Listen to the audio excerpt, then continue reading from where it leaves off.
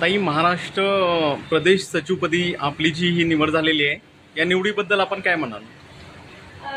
सर्वप्रथमतः मी माझ्या पार्टीचे माननीय सर्वांचे लाडके, आमच्या सर्व तमाम लाडक्या बहिणीचे हृदयस्थान असलेले माननीय देवेंद्र फडणवीस साहेबांची खूप मनापासून हे करते, धन्यवाद मानते. त्याच्यानंतर आमचे महाराष्ट्राचे लाडके अध्यक्ष माननीय रवींद्रदादा चव्हाण आहेत, त्यांचे मी खूप मनापासून आभार मानते. त्याच्यानंतर आमचे चंद्रकांतदादा पावनकुळे साहेब आहेत, त्यांचे मी मनापासून खूप आभार मानते.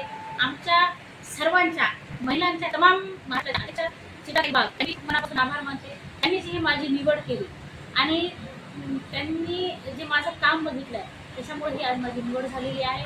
त्याबद्दल मी मनापासून मी ताईंचे म्हणजे खूप ऋण व्यक्त करते. शब्दामध्ये मी जन्मभर आपली आहे. त्यानंतर आमचे सर्वांचे माननीय चंद्रजी चव्हाण साहेब, त्यानंतर माननीय डॉक्टर गोखले साहेब, माननीय आमचे संजीव कोगे साहेब, माननीय त्याच्यानंतर आमचे सर्वांचे लाडके चैतन्य बापू देशमुख, आमचे माननीय अमरभाऊ राजूरकर साहेब आहेत, त्यानंतर संतोषरावजी हंबर्डे आहेत, आमचे किशोरदादा आहेत, किशोरदादा देशमुख आहेत. म्हणजे सर्वांनी माझ्यासाठी आणि माझ्या सर्वांच्या लाडक्या माझ्या आदरणीय स्थान आमच्या प्रणिताताई देवरी चिखलीकर यांनी माझा सतत पाठपुरावा केलेला आहे. माझ्यासाठी त्यांना माहित होतं की मी तळमळीची कार्य करत आहे. माझा निरोप त्या प्रत्येक वेळी ताईपर्यंत पोहोचायच्या. अशा माझ्या लाडक्या नेत्या प्रणिताताई देवरी चिखलीकर यांचे बी मनापासून मी धन्यवाद मानते. आणि सर्वात म्हणजे जास्त माझ्या सर्व मैत्रिणी आहेत की त्यावेळी मला सगळं सांगायच्या की आणि पार्टीने विश्वास दाखवला. मी आज तुम्हाला सांगतो, आधी 15 वर्ष झाले, माझा प्रवास आज 15 वर्षात आहे.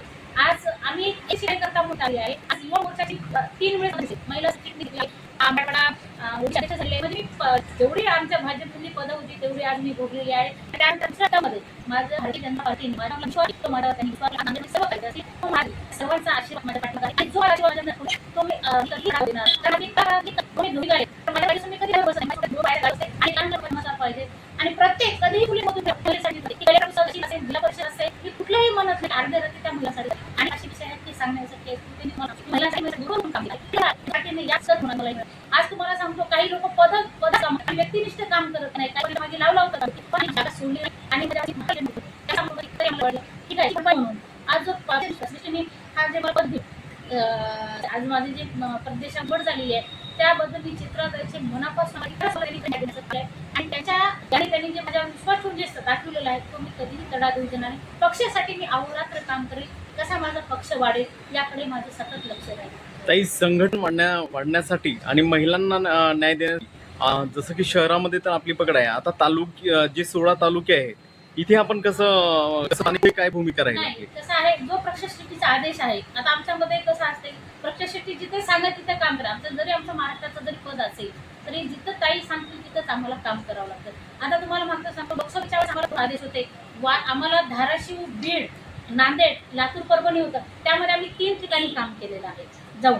म्हणजे आम्ही बीडमध्ये गेलो, लातूरमध्ये पण गेलो आणि नांदेडमध्ये पण काम केलं. विधानसभेला आम्ही तिथं काम केलं आणि पुन्हा आमची 2 टर्ममध्ये लोकसभा झाली. पूर्ण नांदेड किंजून काढले आम्ही की पूर्ण तळागाळामध्ये, कारण आम्हाला लोकसभेची सीट जिंकायची होती. थोड्या मतानं, काही आपलेच मताना घरका वेगळी लंका ढाई म्हणलं असं, पण थोड्याच मताने आम्ही गेलो. आणि तुम्हाला याच्यामध्ये विशेष माझे गुरु, माझ्या नेता, त्याबद्दल मला आभार मानायचे राहिले. माझे आमचे सर्वांचे लाडके माननीय आमचे प्रवीणभाऊ साले आहेत, त्यांचे मी मनापासून आभार मानते. खरंच त्यांनी सुद्धा त्यांचाही श्रेय आहे माझ्या पाठीमागे आणि त्यांचं वेळोवेळी माझ्यासाठी मार्गदर्शन असते. तो मला कधी चुकलं, कधी कुठं काय झालं तरी ते सांगतात, फक्त संयम बाळ तुझा होऊन जाईल. असं मला